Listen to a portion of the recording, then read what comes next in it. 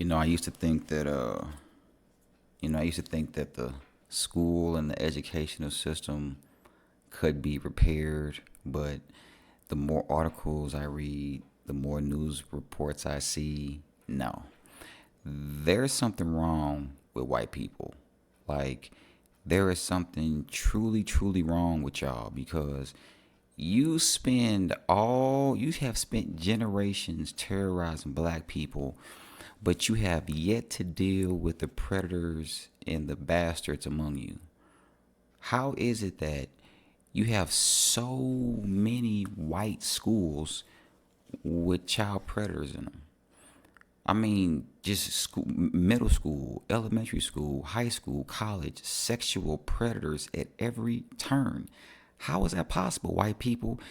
I'm like, so you really don't give a fuck about your kids like you say you do, right? Because it's obvious. You let them be abused, sexually assaulted from the time they're kids to they're adults, and you do nothing about it.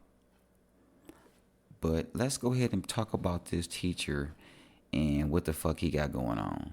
White people, something wrong with y'all.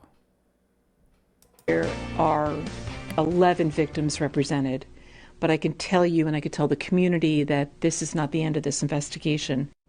The list of boys who say they were sexually abused by a local elementary school principal is growing.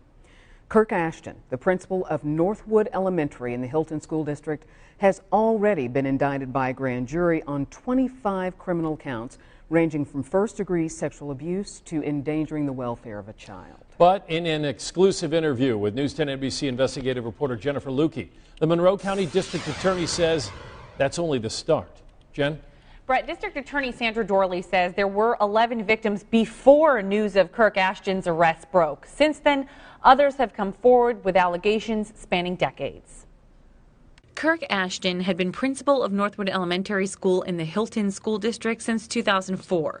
Prosecutors say he molested young male students. There are 11 victims represented, but I can tell you and I can tell the community that this is not the end of this investigation. Bavona, my office, we've met with additional children, and we anticipate that another indictment may be forthcoming. And the second indictment, is that just relation to the sheer number of people, or is it different set of circumstances? It's due to the sheer number of people. Before coming to Hilton, Ashton worked in Rush Henrietta at both Vollmer and Leary elementary schools. He was also a counselor at Crestwood Children's Center. So much of the focus has been on his time at Hilton, but have you had any victims come forward from his previous jobs?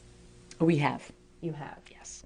We're hearing from a lot of families, a lot of parents, but we have to evaluate the conduct, and we've got to look at each allegation, very narrowly and make sure it fits the statute.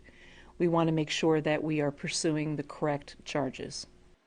Kirk Ashton will be arraigned on that first set of charges Wednesday morning. The school districts for which he worked have said they are providing any necessary support to impacted families as the investigation continues.